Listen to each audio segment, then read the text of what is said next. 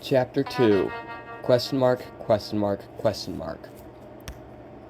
My thoughts. Why was I hearing my thoughts again? They've been silent for so long. Why now? Have I been awake this entire time? Sleeping? Or did I actually die? I attempted to move my body slightly, hoping that I could feel something, but I remembered that my limbs were all locked in place by the sharp metal rods that burst away into my flesh and bones. Even though I felt locked down, I still attempted to move my arm. Without any problems, my arm went up. So, do I have control? I moved my other arm without any problems too. The metal was still locked in me, but it was like I couldn't feel it at all. I attempted to open my eyes too. Again, no problems. I looked around, observing the room I was in. Yup, the same room I was in when I thought I died. 3 arcade machines lined up against the wall, definitely broken this time. Cells that not only contained tools, but now cobwebs. In fact, there were cobwebs everywhere, even on me. I stood up with ease and moved my legs a bit. I saw a spot I was sitting up, a dried up puddle of blood laid where I was. I then questioned something. How am I moving so fluidly in a suit? Most of the metal parts are still in it, and it's normally hard to move with them. Am I a part of the suit?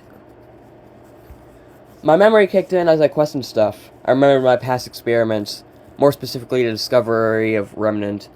The Remnant gave the bear I made life. It allowed it to do its own things. Could Remnant also give immortality to those who are already alive? I know I injected some into me to see how I would react, but I thought nothing happened, but here I am now. So that must mean I am now immortal, thanks to the Remnant. A few lights in the room turned on suddenly. Did I do something to make them do that? Are they motion activated? Either way, they spooked me a little bit. One lamp flickered on as on a desk, while a light that was over where I was started flickering. Must be burning out. I wanted to investigate the building to see if everything was still the same way it was as when I died. I walked over to where the entrance to the backstage area would be, but there was no door. Last I checked, there was a door here. I felt around the area, seeing if it's now a secret door, but there was still nothing. There was only a faint outline of what was once a door. I beat on the spot once, just making sure it is 100% gone. Yes it was. Well, shit, looks like I'm stuck back here, for however long it takes me to die again. A thought ran through me, though. Do I need to eat? I don't feel hungry, but I feel like I need to eat. Maybe it is a natural instinct. I looked around to see if there was anything food-related back here that possibly was left back here before the wall got sealed. I don't know if I was fortunate or unfortunate because I found a slice of pizza sitting on a table. A very moldy slice of pizza. I think I saw a who living in there with what organisms grew on it over time. Has it really been that long? I guess it was this pizza slice or nothing for all of eternity. I grabbed the pizza slice and stared at it for a second. It looked disgusting. I hesitantly put it closer to my mouth and slid it in before biting down on it a bit. I chewed for a bit, not actually tasting any of it. I guess my taste buds have been overtaken by 2 metal rods that stuck up through my jaw and into my tongue. I was able to swallow it surprisingly, considering half of me was overtaken by metal. I don't think the mold will ever have affected me since I couldn't even feel my heart beating. I mean, it was probably deflated anyways.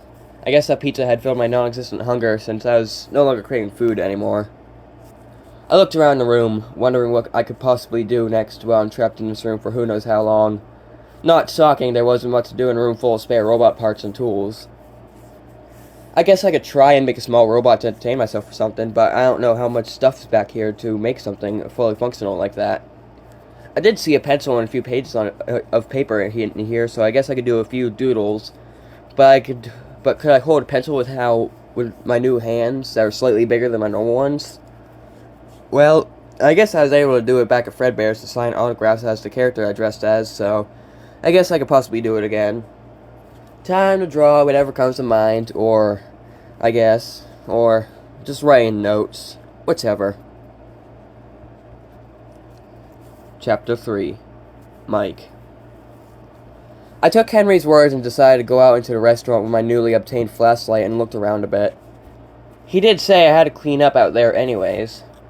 I did want some actual light in the building, though, before I started cleaning anything, so I could put down the flashlight and use both my hands for bigger objects. Switching on the flashlight, hold on, sorry. Switching on the flashlight, let it light up and shine wherever I pointed it. I left the office and started down the left hallway, finally being able to clearly see the walls. There were papers hung up every now and then, with drawings made by kids of them celebrating parties or dancing, but most contained a drawing of themselves with some animal characters. Some had the same bear that was up on the sign in front of the restaurant, others had depictions of rabbits, chickens, and foxes. Like the bear, I recognized each one from the Fazbear and Friends cartoon. There was a lack of Fazbear and Spring Bonnie, though, so I'm assuming this place didn't have them, and only used the other characters that I guess were now the stars of the building. I continued down the hall, passing children's drawings indoors until I got to the end of the hall, which took a right where I came through. There's a door at the end of the hall, though. It was labeled with generator. I guess I decided to head in and check it out. Maybe I could see a little bit more. There wasn't really anything in here, just a few cobwebs in the generator itself. I flipped the switch and activated it with a purr. Before I knew it, the place lit up. Light after light, the restaurant became visible. Well, semi-visible. I guess only certain parts get lit up during the night, like some lights over posters or specific lights in the halls. I left the generator room and went out to the main room, seeing what's lit up in there. There still wasn't much light, but I could still see my way around with my flashlight. I pointed it over walls and around the main dining area, which I had passed through in the complete dark earlier. There were tables lined up with party hats and confetti on them. I could see what Henry meant by I needed to clean up a bit. I thought he just meant dust and cobwebs. I kept walking around a bit, examining the area of children's drawings and posters, featuring the same animal characters I kept seeing. Something startled me slightly, though. I heard a thud from behind me. Almost sounded like something falling or hitting a wall. I pointed my flashlight to where it came from and saw a stage with closed curtains. Did it come from there? Hey! Who's there? I called out, making sure no one else was here with me. I walked towards the stage area and noticed another stage next to it. The stage had purple curtains that were closed too, with a sign in front saying, "Out of order." I wanted to look at it, but I still had my main priority of seeing what that sound was. I stopped in front of the stage that had red curtains covering whatever was behind it. I grabbed onto one of the curtains and pulled it back enough for me to look through and shine my flashlight in. I didn't see anything at first besides something that probably slightly spooked me more than it should have. I didn't see anything at first besides something that probably spooked me with more than that noise. Yeah, I grew up with these things, but I haven't seen one in years, and it just startled me that when I saw 3 of them. Right in front of me was a brown bear, the same one that was slapped on everything in the restaurant. It stared blankly into the curtains, not a single emotion on its face. At least it supported a nice top hat and bow tie. I assumed he was the main singer of the band since he held a microphone. I looked over towards my left and saw a blue bunny with similar dead expression. He held a guitar, making him the guitarist of the band. He even had a red bow tie on. But that was about it. Poor thing didn't even have eyebrows, though. I guess that made him more unnerving. I looked to my right, and there was one more character on stage. Well, was it 2? There was a yellow chicken holding a cupcake that I guess was also a character since it had eyes and teeth. I assumed the chicken was obsessed with food since he had a bib that said, "Let's eat!" Again, both eyes that stared off into the distance for miles. I guess growing up is realizing how creepy these things actually are, especially seeing them in this condition. As long as these 3 stay up on stage, I'll be fine. I never found an answer to the noise, though. None of these robots had lost anything as far as I'm aware, so I guess the noise was nothing and I'm probably going crazy. I left to go find a supply closet to clean up some of the stuff here. I might as well reward myself with a quick nap after this. I found a supply closet and grabbed a mop and bucket that were in there, also grabbing a trash bag for the confetti. It would probably be easier to clean up confetti first when I went back out to the main room. So when I went out back to the main room, I started grabbing the confetti that was laid all over the tables and tossed the strands into the bag. I repeated this until I cleared every table with the confetti. I brought the bag to where the main entrance was so I could remember to toss it out in the morning. I walked back to where I put the bucket and mop and started mopping the floors, cleaning up any dust that I collected over the years. It took me what felt like an hour to clean the entire room, but I was able to complete it, and I couldn't tell any difference. It's probably the lack of lights that made it hard to see a difference. But I think that's all that I had to do tonight. So I put the mop back in the bucket. Yeah. So I put the mop and bucket in. So I put back the mop and bucket and head back towards the office. First thing I did when I got back into the office was look at the time. It was already 2 a.m. If this is what I was doing all for the next 5 nights, then this would be some easy money. My drowsiness took over me as I sat down in a chair. I would have to control my drowsiness so I could actually work this job and pay attention to everything, but I let myself slide this time. The office? I did fall asleep, right? The lights were brighter here than they were when I fell asleep, though. In fact, every light was on. Hey! Wake up! You're not being paid for sleeping on a job, a voice called out. I looked to where I heard it and saw a person walking away from the door of the office. Oh, sorry, sir, I must have overslept. What time is it? I tried to catch up to them, but they kept walking, almost ignoring me. Hello? I caught up to them and put my hand on his shoulder to get his attention. He looked back at me. At least, I think he did. I was taken back by the man. He had no face. His face was blurry, almost like it didn't exist. What? I spoke out as the faceless man kept walking. Something wasn't right here. I kept walking towards the main room. The robots were performing and the restaurant was busy. Kids and parents sat in the seats and ate pizza, but one booth caught my attention. There was a little girl sitting there by herself, uneaten slice of pizza in front of her. It felt familiar, though. That's when I noticed a figure standing in a corner, looking at her. This situation is the same one as my previous dream, but I was in a different point of view, and I could see the figure more clearly. There were definitely rabbit ears, robotic rabbit ears. It was all too familiar. Spring Bonnie. This is the first time I've seen that rabbit in a long time. What was it doing at Freddy's? And why did it take me, or I guess the girl... Hold on, sorry.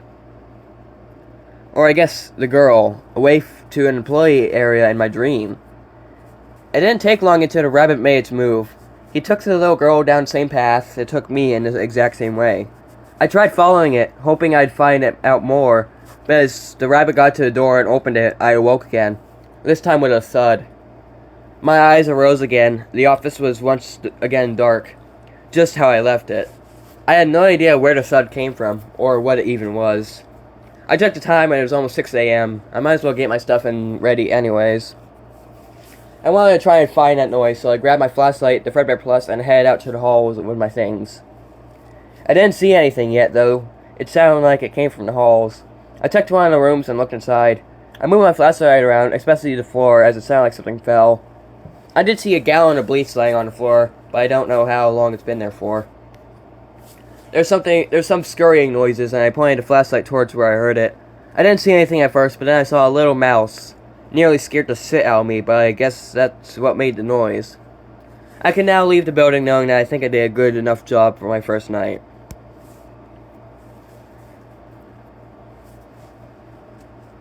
I cruised down the morning roads, which were a vast contrast compared to the last night, where there were nearly no cars, and now there's so many.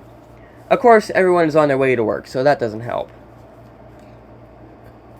What did help, though, was how early in the morning the mall opened, giving me a close breakfast stop before I head home for the day.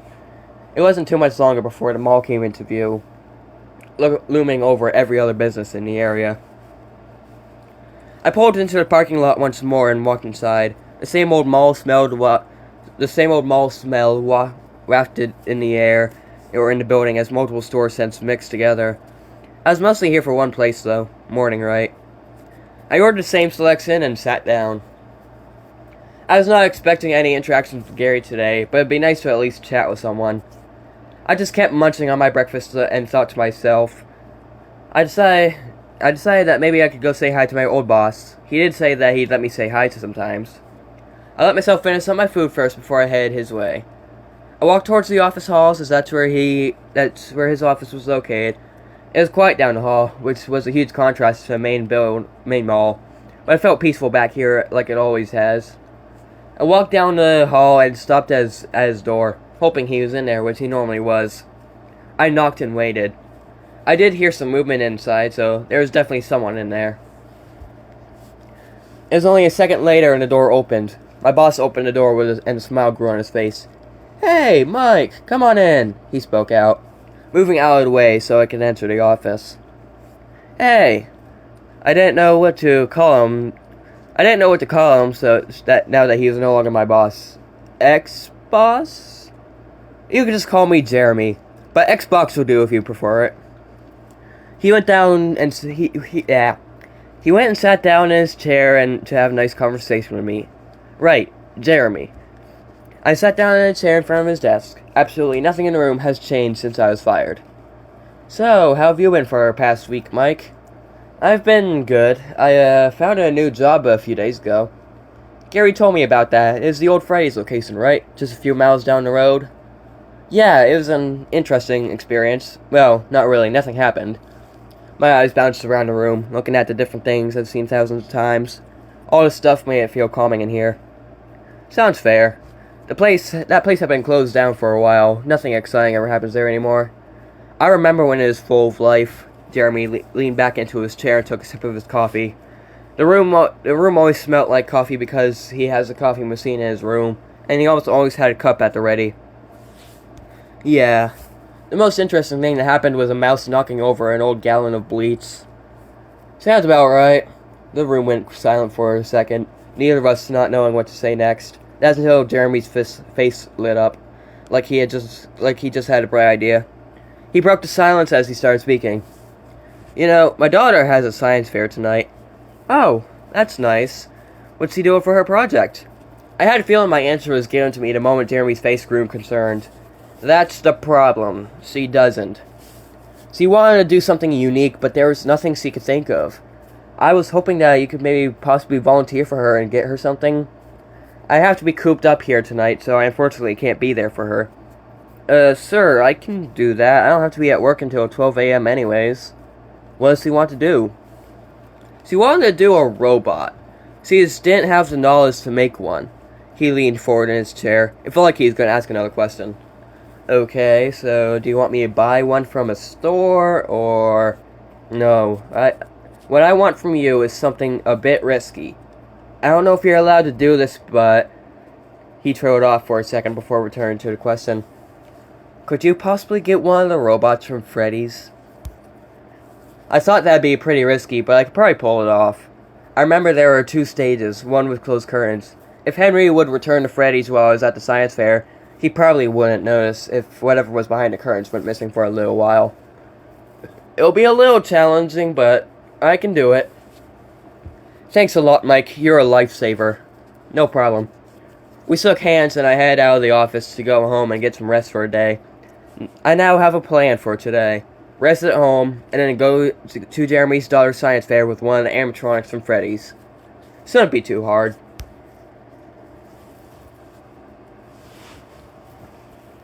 I wanted to at least take a little nap before anything happens later in the day, so I set my alarm to get up around 5 p.m. and fell asleep with ease, waiting for yet another dream, or nightmare. The lights were dark, nearly gone. Were there even lights? It didn't feel like I was outside, but it did at the same time. I could finally see what was happening. The room wasn't as dark anymore. In fact, there was a very bright, like an orange color. I was definitely in my house, but it was hot. I got out of my bed to try and see what was happening, and that's when I noticed something terrible. My house was on fire. I don't know how, but the flames consumed my entire kitchen/living room. The smoke was getting to me, and I started coughing. I had to find a way out now. I did see some blue and red lights outside, so hopefully I could get some help once I could get out. My room was probably the best way to get out since the flames hadn't really entirely gotten there yet, so I made my way back there and looked for my window. The fire alarms had only just gotten to me, so I had to hear the beeping of those while I tried to open my window. I was successful in doing so and I climbed out through it. Luckily, I lived in a one-story house, so I could easily climb out the window without breaking my legs. I walked over to the truck to see if they knew what happened while I was at... Oh wow, the fire alarms were still ringing through my ears.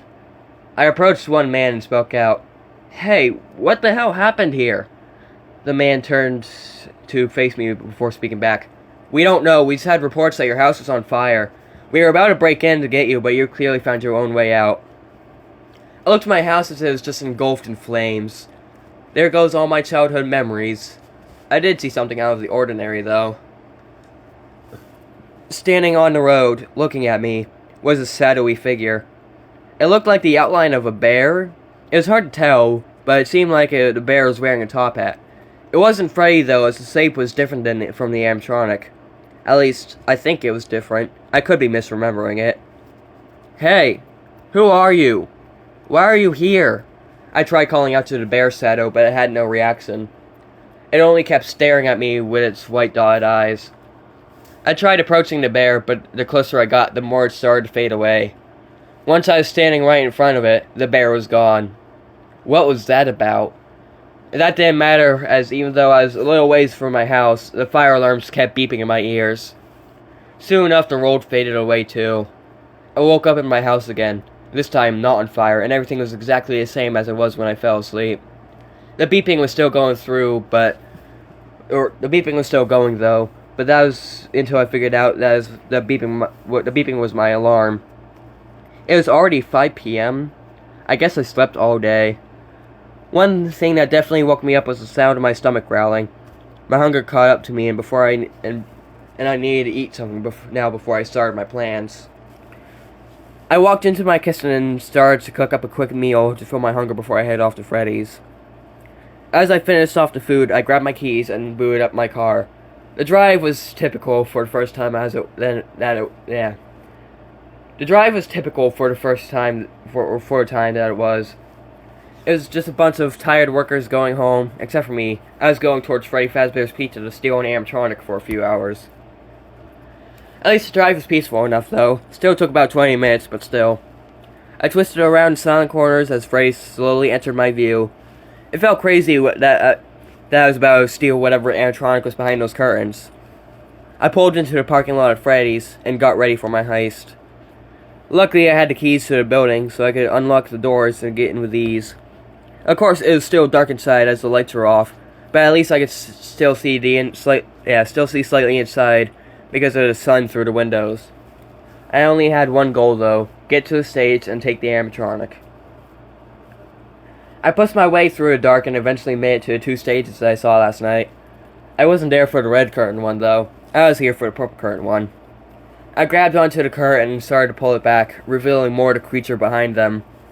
I wasn't sure what I was expecting, but I wasn't expecting to be greeted by a silver hook reaching out towards the curtains, turned in a way that looked like as if it was going to open them. I opened the curtain more to let the light shine onto the character some more, revealing what looked to be a red fox. I could tell that this was Foxy from the cartoons of Fazbear's. He was always my favorite of the bunch, and now to see a physical animatronic of him was nice. Unfortunately, he wasn't in the best condition. His head looked fine, but his body was a real problem. Holes ran through his entire body. One big one on his chest, multiple small ones on his arms. His legs basically had no fur and only showed the metal endoskeleton underneath him. Foxy had definitely seen better days, but that kind of made it better so that people at the science fair could see how he worked. Foxy was definitely a pirate if the hook, the golden teeth, and eye patch didn't give it away. Now wasn't the time for viewing, though, as I had a mission with limited time. The only thing was how to get him off the stage. It looked like he had knee joints so he could possibly walk around, which was fucking impressive for the time, but that means that he probably wasn't bolted down, which was good. Now I just needed something to move him. I looked around for anything that could possibly help me, but I didn't find anything. In the main room, but I didn't find anything in the main room. But then I had a thought that there could possibly be a dolly laying around somewhere, since I couldn't find any other way these employees could get these characters off stage for maintenance. I think I saw a room on the cameras that led to the back of the building. That was for shipment deliveries, so if there's a dolly anywhere, it'd be there. So I made my way there, trying to remember where on the cameras I saw it. I think it was through the kitchen, so what better place to look there? I walked towards the hall where the kitchen entrance is, and recognized it from my dreams. I saw the room that Spring Bonnie kept bringing kids to, and felt a need to look inside. But with the time crunch I was already on, I couldn't yet. Maybe I'll check tonight. I passed through the kitchen and made my way into the delivery bay, and sure enough, there was a few dollies sitting next to each other. I took one and pushed it out towards the stage. Luckily, the dolly wasn't too heavy, so I could lift it up on the stairs. I just have to be careful bringing it down. Gently pushing the dolly base under the animatronic, I was able to get it on, and now just had to get it outside. I gently pushed the dolly off the stage, making sure to hold on to the front of Foxy so he wouldn't fall off, and gently got him onto the ground. Next step was to get him outside and into my car. I pushed him through the ever so slightly getting darker restaurant, and eventually made my way out. I pushed it all the way to my car, and now the tough part was getting it inside. I figured I could sit it down, but it was also pretty hefty, so I needed help getting into the car. But since I can't get help, I guess it'd be time for a little workout. I bent Foxy down into a sitting position and opened the door before attempting to lift it up. Putting all my strength into him, I was able to lift it up by its arms and slide it into the back seat of the car. It definitely added some weight to the back of my car, but it wasn't much, and I could still drive with him. I went back into Freddy's and grabbed a few more things that might be needed, such as a sew tape and a speaker. I tossed the dolly and other items in the back and started up my car again, leaving Freddy's parking lot, and started my way towards Jeremy's house to pick up his daughter.